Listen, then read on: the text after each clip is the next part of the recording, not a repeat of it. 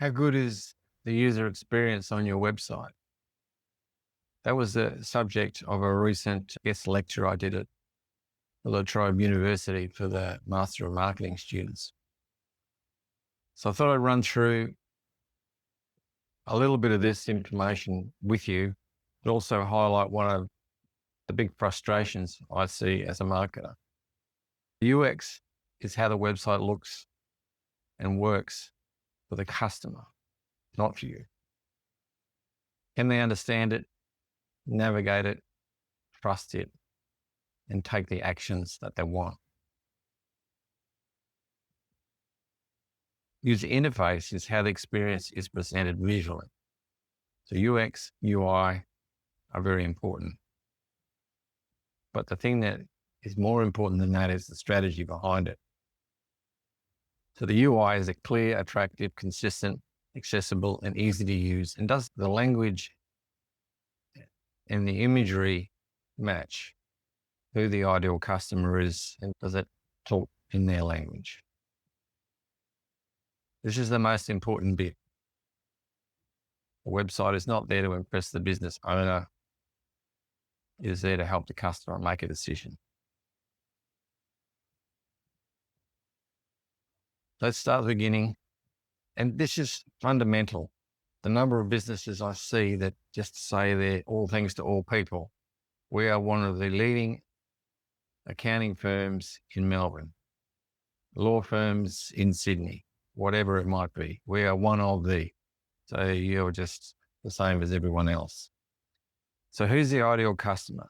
And get detailed. Like we get really detailed into doing these with our customers to make sure that their ideal customer profile is represented. Here's another example of someone who's the key buyer for this particular customer. So what is a good customer experience?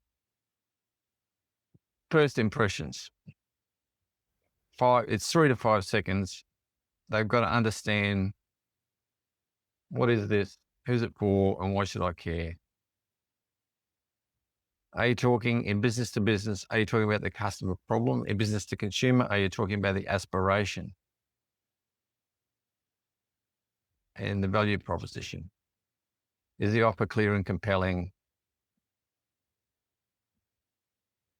The information hierarchy, that's very important, especially to bring people into your story.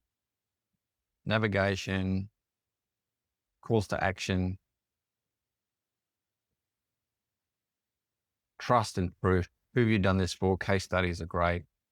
Visual hierarchy is important. Accessibility and readability, especially on mobile. And that was the last one, the mobile. Now, I gave the students an exercise for 30 minutes. I provided an example of a 50 to 70 person size law firm, so a tier 2 or tier 3 law firm in Melbourne. And I asked them to use AI to go through and assess the user experience and the UX and the UX of the site and come back with recommendations. And then for the students to critique those recommendations on how valuable they were. They had to score them out of 10 as in each element. They had a whole bunch of different elements to go with it. I provided a template for them. And we got everyone to report on their scorecard and tell us what AI had picked up, what, if anything, had it missed, which things would they definitely put in a brief to the developers to implement, and which ones needed more work. Because I wanted to, educate them on what to look for, but also I wanted to show and expose some of the limitations of AI at this point in time. So that was the extent of the exercise. But the other thing, we showed another firm, which was a similar size, tier 2 accounting firm. And the thing that really hit me about all of this was complacency.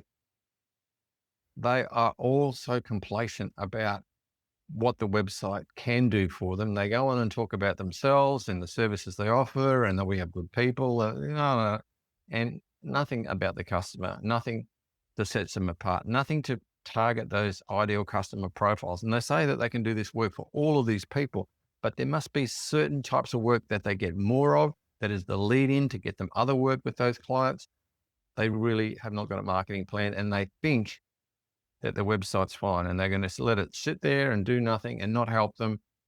And we could make such a difference for them. All marketers could, especially with the way our model works.